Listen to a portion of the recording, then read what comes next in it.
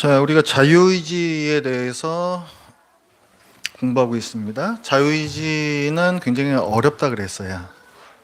그래서 저도 완벽하게 설명할 수 없고 그 누구도 완벽하게 설명할 수 없습니다. 완벽하게 설명하려고 하는 순간 오히려 성경에서 벗어나 이단으로 빠지는 수많은 교회 역사가 있었습니다. 그래서 완전하게 이해하려고 하시지 말고 성경이 뭐라고 말씀하는가 거기까지만 우리도 나아가자라고 말씀을 드렸습니다. 반드시 기억을 해주시고 제 설명이 흡족지 않으실 거예요. 그래도 그럴 수밖에 없음도 이해를 해주시기 바랍니다. 저도 완전히 이해를 못하고 있거든요. 그리고 그게 당연한 거예요. 그런데 여러분에게 좀 이해를 돕기 위해서 몇 가지, 한 두어 가지 정도를 또 말씀을 드리고 오늘 이 자유의지에 대해서도 공부를 또 하겠습니다. 첫 번째, 여러분이 기억하셨으면 좋겠다 싶은 거는 우리가 지난주에 인간의 사중 상태 혹은 사중 본성이라고 부릅니다. 거기에 대해서 우리가 한번 정리를 한 적이 있었죠. 그 각각의 그 본성의 단계를 우리는 지금 지나가고 있는 것입니다. 그런데 그 각각의 본성 안에서 우리는 완전히 자유롭다. 이 사실을 알고 계시기 바랍니다. 무슨 말이냐면 첫 번째 상태, 첫 번째 본성이 뭐였습니까? 죄를 지을 수 있는 상태. 그 본성 안에서 우리는 완전히 자유로웠습니다. 아담과 하와는 완전히 자유로웠어요. 그래서 죄를 지을 수도 있었고 안 지을 수도 있었습니다. 두 번째 상태는 무엇입니까? 죄를 짓지 않을 수 없는 상태죠. 이 안에서 우리는 완전히 자유롭습니다. 우리가 죄를 지으면서 나는 필연적으로 이렇게 할 수밖에 없어라고 죄를 짓는 경우는 단 한 번도 없습니다. 우리는 자유롭게 죄를 지어요. 그래서 그 본성 안에서 우리는 완전히 자유롭다라고 말을 하는 것입니다. 세 번째 본성은 무엇입니까? 중생한 그리스도인입니다. 죄를 짓지 않을 수 있는 상태죠. 이 본성과 이 상태 안에서 우리는 완전히 자유롭습니다. 이 상태 안에서 우리는 완전히 자유롭게 죄를 짓기도 하고 완전히 자유롭게 죄를 안 지을 수도 있습니다. 그게 지금 만약에 여러분이 중생하셨다면 그것이 여러분의 상태예요. 그 다음 네 번째는 죄를 지을 수 없는 상태죠. 할 수 없다고 하니까 강제된 것 같죠. 자유가 없는 것 같죠. 아닙니다. 우리는 그 상태, 그 본성 안에서 또한 완전히 자유롭습니다. 우리는 완전히 자유롭게 기꺼이 순종을 선택합니다. 그것이 우리가 영화롭게 된 단계예요. 이것을 분명히 기억해 두시기 바랍니다. 우리는 각각의 본성 안에서 완전히 자유롭다. 그렇기 때문에 우리는 우리의 죄에 대하여 언제나 책임이 있는 것입니다. 그리고 또 한 가지 사실 여러분들에게 말씀드리고 싶은 거는 예정론과 이제 자유의지의 관계라고도 할 수가 있는데 하나님께서 모든 것을 작정하시고 구원할 자들도 다 예정해 놓으셨고 그렇다면 하나님을 믿지 않는 죄인들에게 책임이 없지 않느냐 하는 부분, 일단 제가 방금 말씀했던 그 부분에 의해서 그 얘기는 성립하지 않습니다. 그들은 완전히 자유롭게 자기 죄를 짓고 있어요. 그렇기 때문에 죄의 책임이 있는 겁니다. 그리고 성경에서 말하고 있는 부분이 있어요. 우리는 철저하게 타락했기 때문에 선을 행할 수 없다. 그것도 굉장히 중요한 말씀이죠. 그럼 이게 어떻게 양립할 수 있느냐? 라고 했을 때 두 가지 키워드를 기억을 해 두시기 바랍니다. 하나는 cannot 이고 영어를 써서 죄송합니다. 하나는 cannot 이고 하나는 will not 입니다.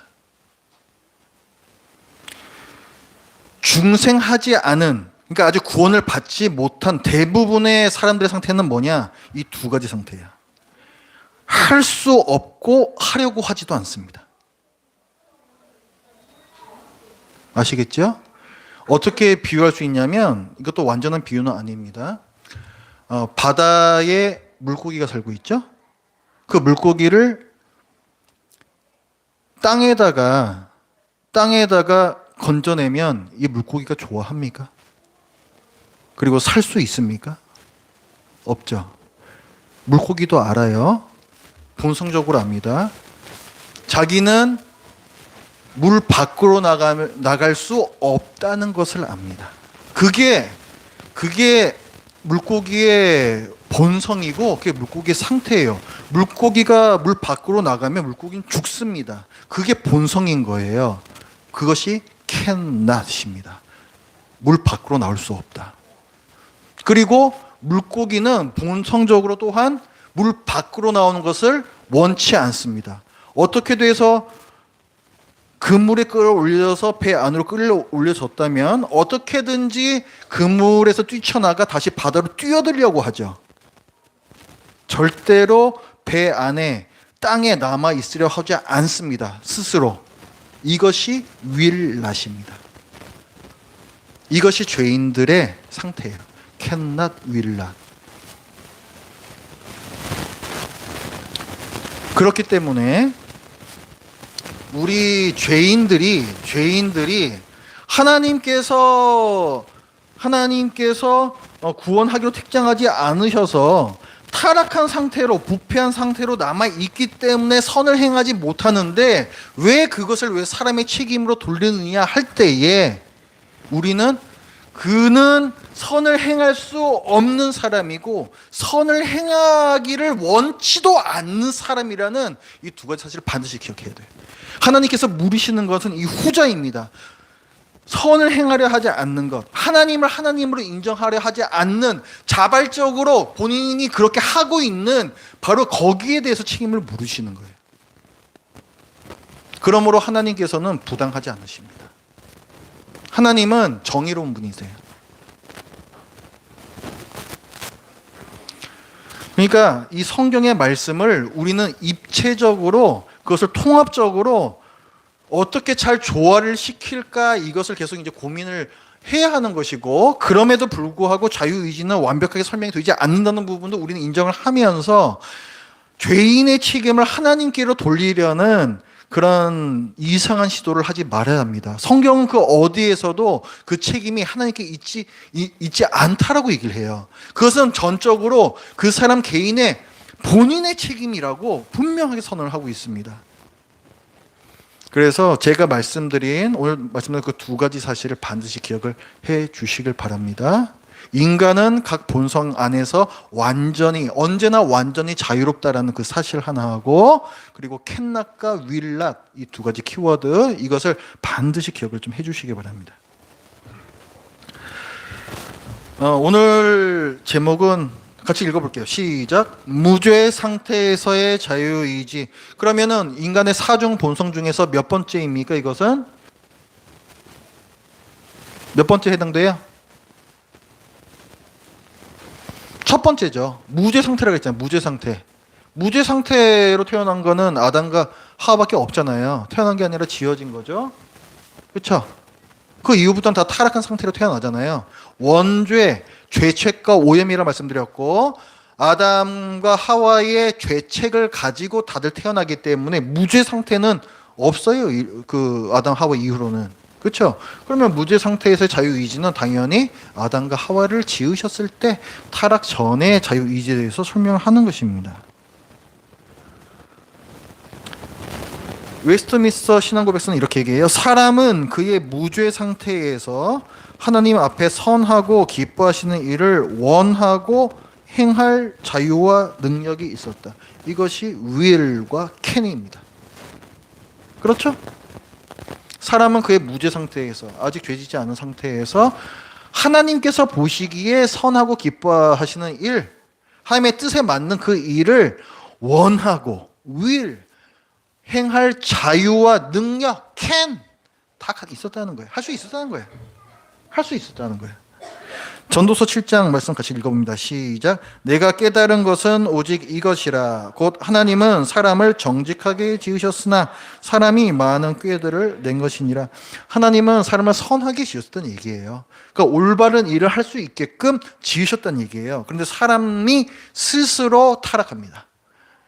자기가 하나님의 자리에 앉고 싶어서 꾀를 냈어요.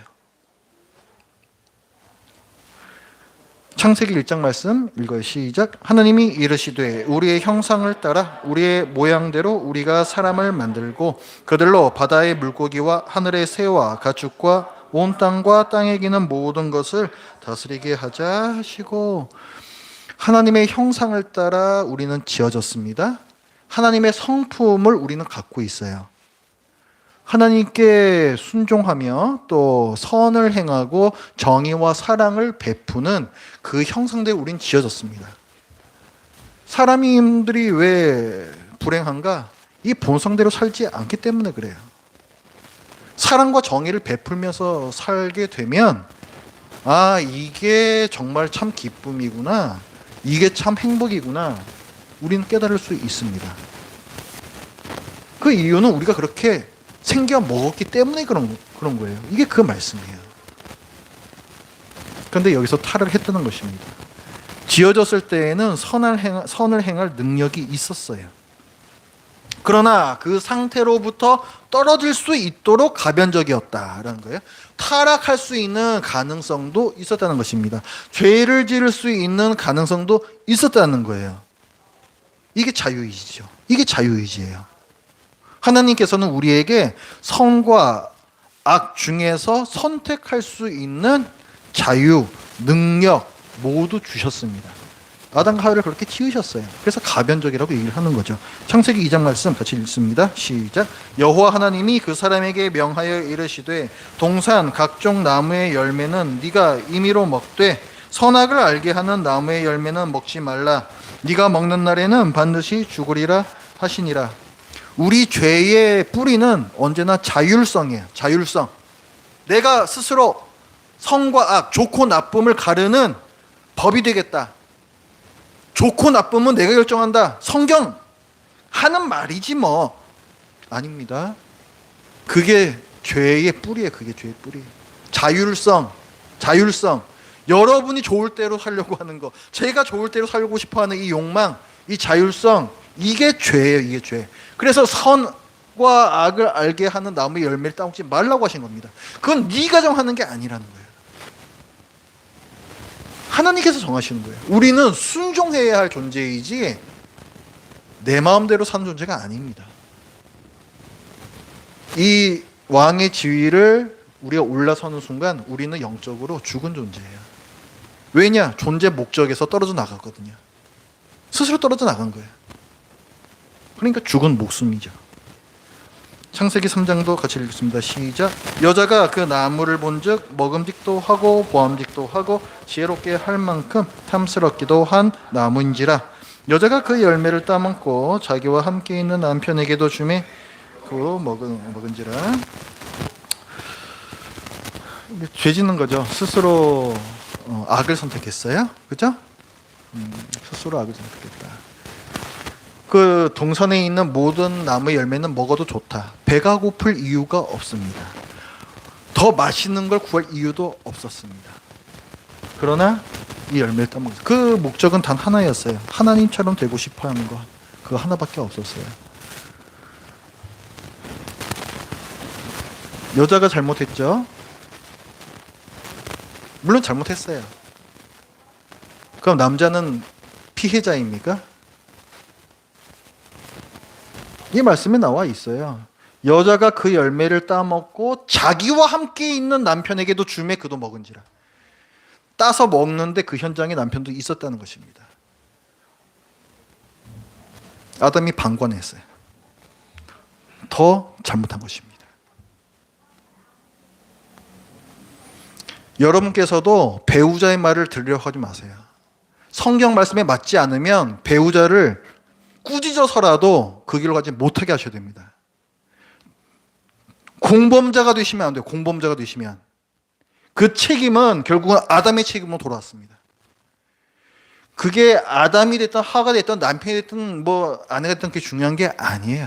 그게 중요한 게 아니야. 하나님의 자리를 찬탈했다는 것이 그게 중요한 거예요. 그게.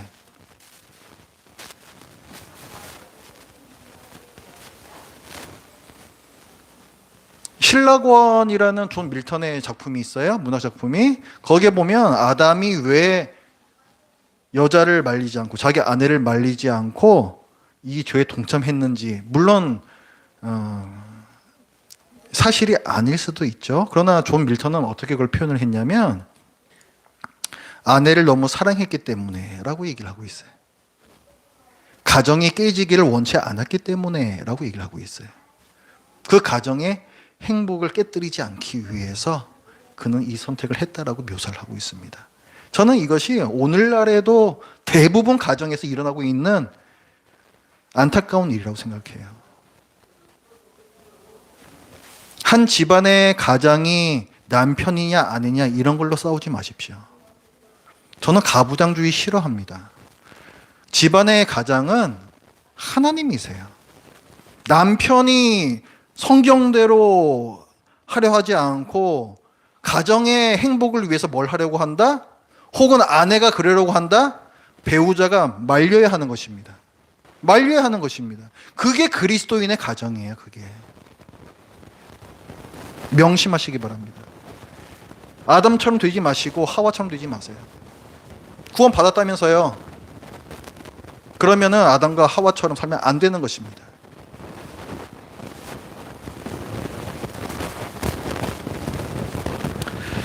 여기까지입니다. 수고하셨습니다.